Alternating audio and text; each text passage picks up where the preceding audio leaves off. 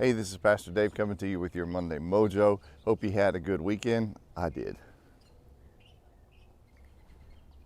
So I want to say thanks to ESPN for helping us out during this non-sports time, right?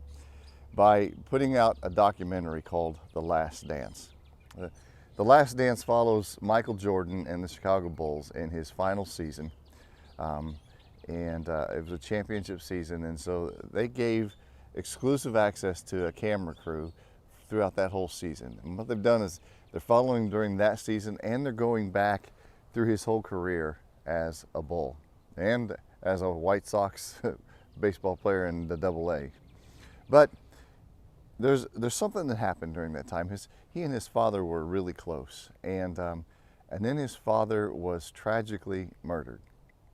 And Laura was talking to me last week, and she said, "So his dad's still around?" I said, "No, actually, no, he's not. He died, and I think it was probably because of the related to Michael Jordan's gambling issues, and that was what was going on." And so then I watched the story last night, and I see that my memory of what happened was based on what was reported about what happened and what was circulated in the press, which, based on what I was watching last night, based on what I've been seeing throughout this whole documentary, is probably false. Matter of fact, Bob Costas said that it's absolutely false. One gentleman, they asked that it's BS.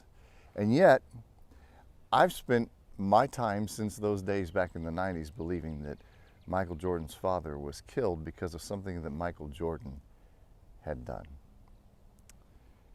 I just sat there on the couch and I thought to myself, how much else have I been told to believe? And how quickly I was willing to believe something that was really not that good. And it got me thinking, maybe we need to err on the other side. Maybe we need to err on the side of believing good about people. And when we hear something negative, thinking, I don't know whether that's true or not, but I'm not going to hold on to that. I'm not saying be duped, but I am saying that why don't we believe the best in each other instead of believing what somebody says could possibly be the case.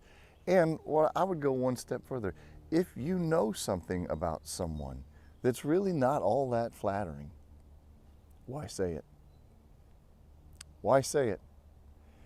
Because then it gets lodged into the hearer's ears and mind and story about that person.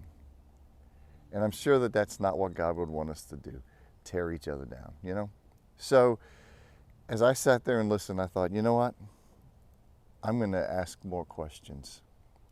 I'm going to believe more good.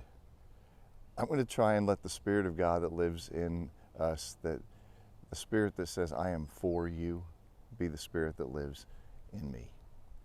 Anyway, that's a little bit of Pastor Dave's self-confession this morning based on the story of The Last Dance.